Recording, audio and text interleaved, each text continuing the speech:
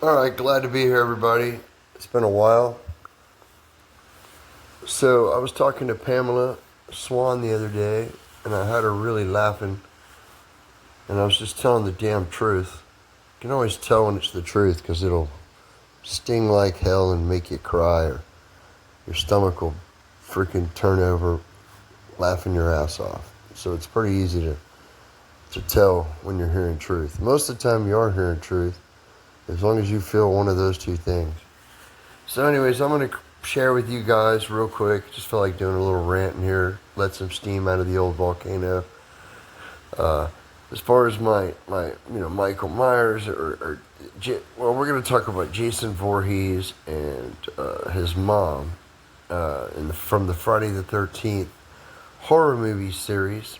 And basically, part 1, 2, 3, 4, and 6 are the only ones that were worth a shit. And 6 is just dangling by a thread for those of you that are late 70s, early mid 80s horror movie junkies, back when special effects took months to do, and it was an art and a timeless craft of genius ingenuity versus AI slop and 2-second attention spans of the 3-day-old gnat. So I'm going to pull up some images and try to get this done in the next 3.5, 4 minutes. Stand by.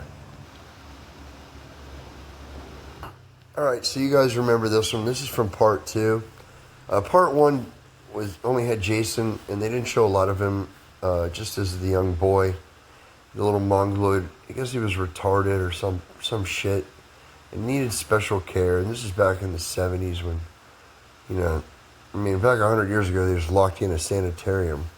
If you were a truther, I guess. Or you lived through the Phoenix and saw stuff you weren't supposed to tell. And you were crazy and you got locked away. So, I think it happened to one of my relatives, George Gilmer. But I wasn't really there. I was there, I just don't remember. I was probably doing another life sim simultaneously in the DNA helix of parallel soul swapping. So, part 1 was his mom seeking revenge because her son, little baby Jason Mongoloid Voorhees, was at the summer camp at Camp Crystal Lake. Okay, and what happened was the camp counselors were partying, right, and doing the dirty, and having sexual relations, and doing drugs, and just, not doing their job. And little baby Jason drowned in the lake, right? Drowned in Crystal Lake at the camp. Well, excuse me. I got a case of the Bookheimers. So anyways, little baby Jason drowned, and part 1 was about his mom, Mrs. Voorhees, right? So this is her in her aftercare facility, Jason's rugged shed in the middle of the woods, where he dumped all the bodies around the mural of his mom with her sweater, her beloved sweater, and the head. So either way, what happened was, the mom went and she lived there or something, but she knew she was doing what Jason ended up doing ultimately in the rest of the series after the mom's head was chopped off at the end of part 1, is she went through and killed all the camp counselors, right? One by one, took them out. And not as bad as Jason. She was much more kind in her revenge. So I was telling Pam, I said, they make Jason out to be this bad guy, but I'm like, if you think about it, if these dumb camp counselors were doing their job instead of fucking and doing drugs and partying, right? We've all been there. And this never would have happened. So it's like, who's the bad guy? Are you going to get mad at the rattlesnake? This is I'm going to teach a lesson of the vampire Dracula analogy. I've had to say it 15 times this week to 20 different people. So, basically works out like a rattlesnake is a rattlesnake. Okay, it does what rattlesnakes do. It's ingrained in every bit of its DNA. Just like humans. We do what we do. So, our duty is to not walk by at the petting zoo or whatever, and you see the two rattlesnakes in the aquarium cage, you don't lift up the lid and put your hand in there and try to pet the snake. And if you do, it's going to be the proverbial fuck around and find out moment of your life, because you're going to get bit. And if you get bit, who are you going to get mad at? The snake, right? For being a snake? And that's what people do. Everyone's a victim here, right? And there's no justice for victims in Pisces, and the accusers are playing the role of the victim. Just like what Levette said. The apocalypse has kicked off when politicians become the actors and the actors become the politicians. It is clown world. It's on and popping. We're shifting out of first gear into second, and we're about to go into third. So I was just thinking, Dracula's the same way. He's a vampire. He eats blood. Everybody knows it. He sleeps all day. So if your ass is home in bed at night, doing the right thing, staying with your family, cooking, sitting by the campfire, the fireplace, telling stories, making sure little Johnny and Jane got their homework done, give your wife some loving and some attention, after a long day of slavery, well, you wouldn't have any problems with Dracula because you'd be home with your family. Dracula's not allowed to break into your house. He's got to have your permission. And he's really not a messy criminal. There's guys in prison that are horrible people. But some of the best criminals I ever saw were the white-collar guys, or they had good, what we called talk game, finesse game, right? A real convict will finesse you out of your bag of food or your money or whatever. He's not going to use violence. And the same thing's happening with the powers that be that control this world right now, is they're getting you to consent to the tyranny in your invisible chains that bind all of you, through dungeon programmings and various means. And it's all because you asked for it. Like when you go vote, it doesn't matter what side you pick. You're actually consenting, right, to choose. So you're saying to the universe and to your oversoul that you need a third-party mediator. It's like a lawyer. You need to hire a lawyer because they speak legalese. They speak corpse orations. They represent the dead, fictitious, two-dimensional, carbon copy, paper version, all caps, of a living soul passing through a simulacrum, a time that feels like a place.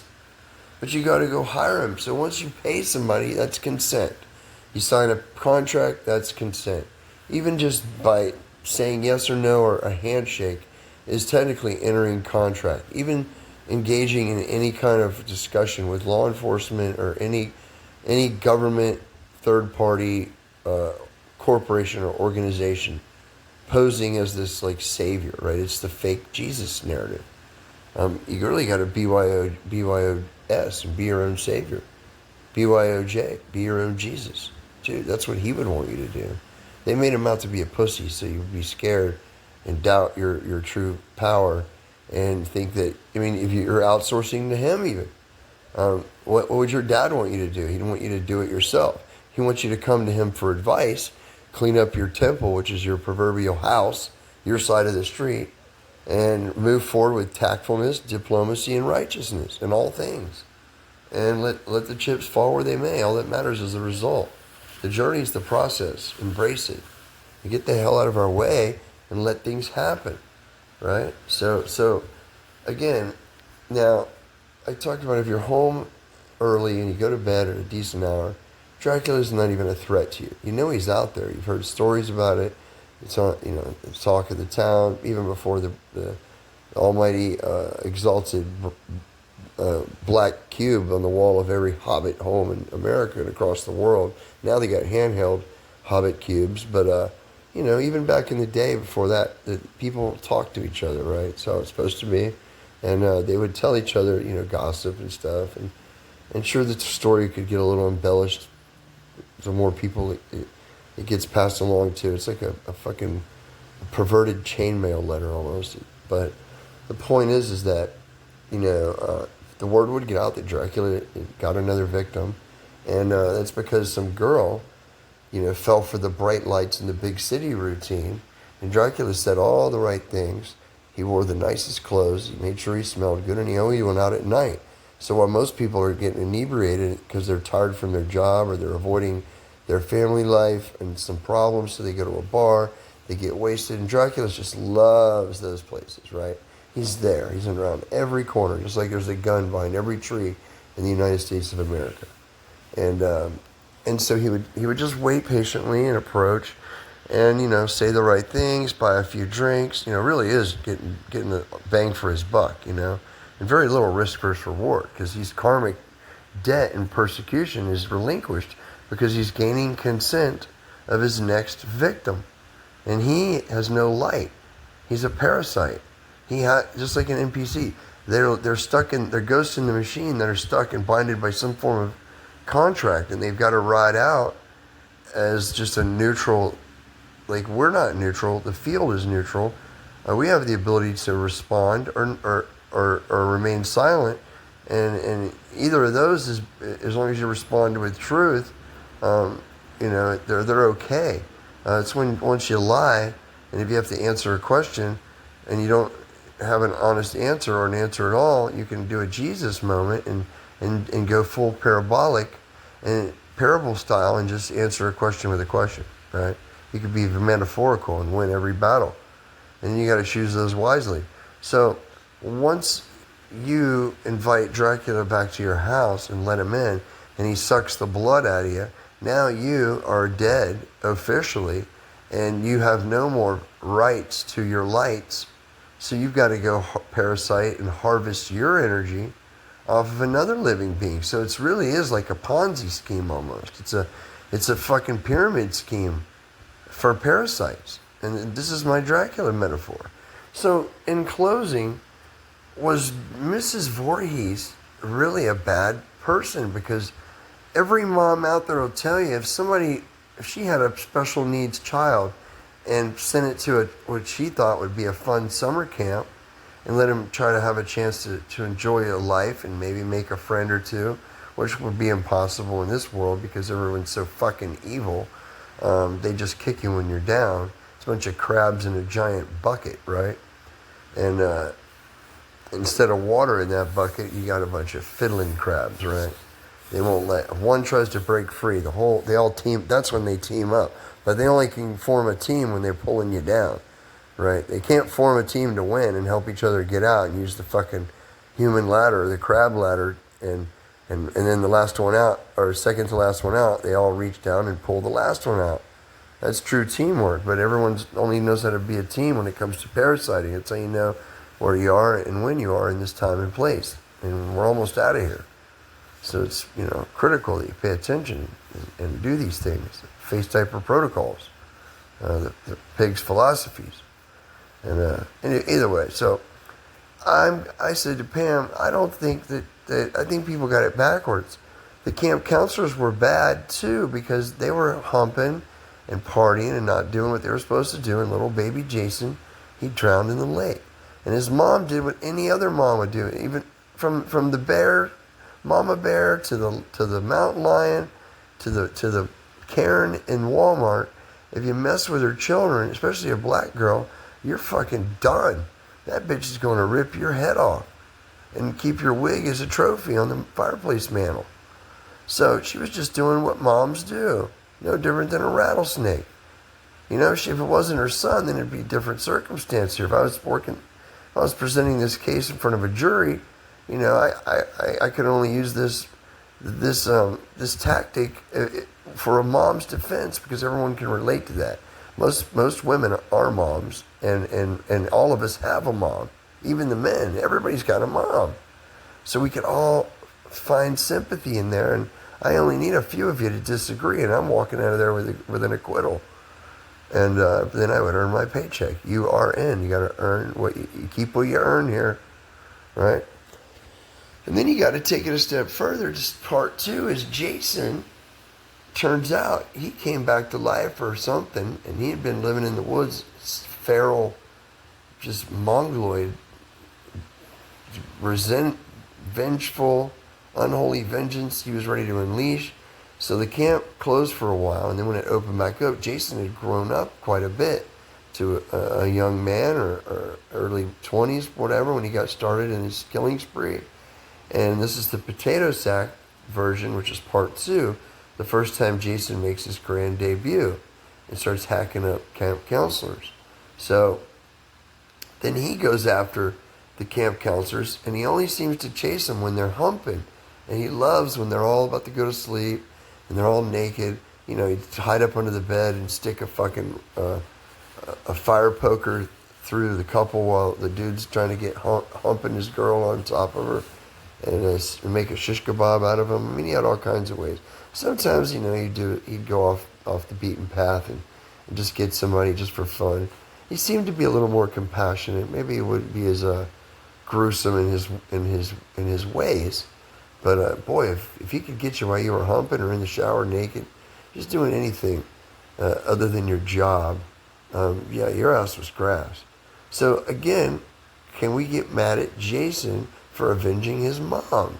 Because I have a mom, and if somebody messed with my mom, I'm coming after him. I mean, it's like this weird DNA kicks in and activates. It's not even me anymore, so I don't give a fuck. Yeah, everybody else's third-party perception looking in, well, they're going to all feel the same way. Oh, my God, blah, blah, blah. But if you think about it, maybe if they would just done their damn job in the first place, none of this would have happened. And then we use it for what's going on in the state of affairs across the world, specifically in the United States. Everyone, the hobbits, right, the profane hobbits, are outsourcing everything to a third-party fictitious entity which represents the snake, right? And, you heard the snake poem. Their magic doesn't work unless they have to tell you or show you one way, shape, or form what they're about to do to you. And they did it through movies, no different than they used to hide the truth in alchemical paintings back when the Crusades were going on in the Dark Ages and they were burning all the books. Because they used to just write books and carve it into limestone casing blocks on a pyramid, you know? And it's hard to get rid of those. It takes a lot of work to go round up books. And now they're just, the macro now is the micro imitates the macro, so the micro is the ICE agents rounding up all the people. I mean, it's just crazy, man. It's just a giant shit show. But if you just stop and zoom out a little bit and get off the damn carousel and let that inertia settle and the smoke clear and the dust settle, you might start to get some clarity in your journey, and your perception will change. And if that perception can start meeting other people's intent or vice versa halfway at Harmony Bay, the magic will certainly happen. All right, everybody, I love you guys. I think I'll run this to 1902.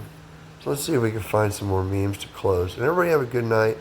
Just let me do what I'm doing. I'm doing it righteously. Don't you worry.